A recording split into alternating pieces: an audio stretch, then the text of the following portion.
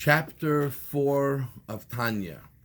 And here the Alter Rebbe introduces us to another concept connected to the neshama. So now that we know the makeup of the neshama has 10 attributes, we are learning now that the neshama has 3 garments, 3 ways that it expresses itself. And these are called garments, just like clothing helps a person express themselves and connect to the outside world. So too, these are the 3 garments through which the neshama and everything that's going on inside of it, the intellect, the emotions, can be expressed. And they are thought, speech, and action. And the neshama expresses itself in the 613 commandments through thought, speech, and action. When it learns Torah, it's thinking about Torah. When it does any of the mitzvahs, then the emotional parts of the neshama is being expressed. And Alter Rebbe explains, what does the emotions have to do with speech and actions?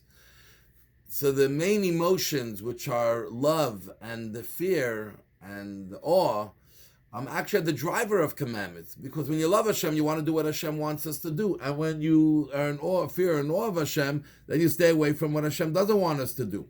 So therefore, every mitzvah has behind it either love of Hashem or fear and awe of Hashem. So when you do the mitzvah, now you're clothing the emotional parts of the neshama. Now what Alter Rebbe introduces here, a revolutionary idea, is that generally clothing are just an accessory to the person that wears them. They're lower than the person that wears them. They help express, but they're lower. But here, in this case, the garments of the soul are higher than the soul itself that is being expressed through the garments. Why is that? Because the Torah is the wisdom and the desire and the will of God. And the wisdom of God is one with the essence of God. Because as we said, that Hashem is different than us human beings, that the knowledge, the knower, and what's known are all one by Hashem. So Hashem's wisdom is one with the essence of Hashem. So when the neshama expresses itself through thought, speech, and action of the Torah, what's happening now is that it's becoming connected and one with the essence of God. The neshama comes from God. But now through the Torah and the mitzvahs, it's becoming one with the essence of God. How is it possible that the Torah is the essence of God? So that comes from the concept of tzimtzum, contraction. Hashem contracted himself in a way that everything should be able to be brought down in a way that our human being, a physical human being, can understand, can grasp the mitzvah. A person can speak it, can do it, etc., can be involved in the mitzvah.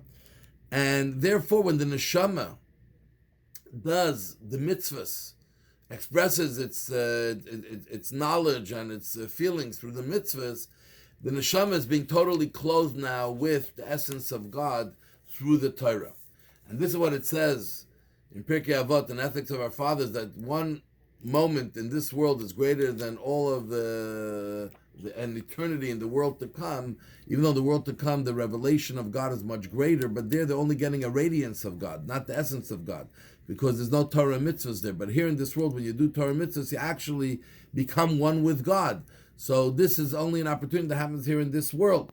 But how can you become one with God when you do something physical? It's so removed from God. Physical is so distant from God. And the answer is, just like a king, when you hug a king, does it make a difference if they're wearing one set of clothing or if they're wearing 10 sets of clothing? You're still hugging the king. So too, God had contracted himself in a way that it can be expressed in something physical, but it's still the essence of God. And therefore it's compared to water. Torah is compared to water. Because water, the same water that's above comes down below. As opposed to light. When you have light, the source of light never moves. All you have is in the distance is the ray of light.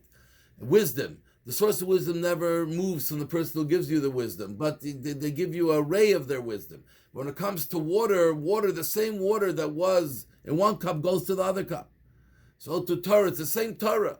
And just like the wisdom of God and God is one, even when it comes to something physical, it's one.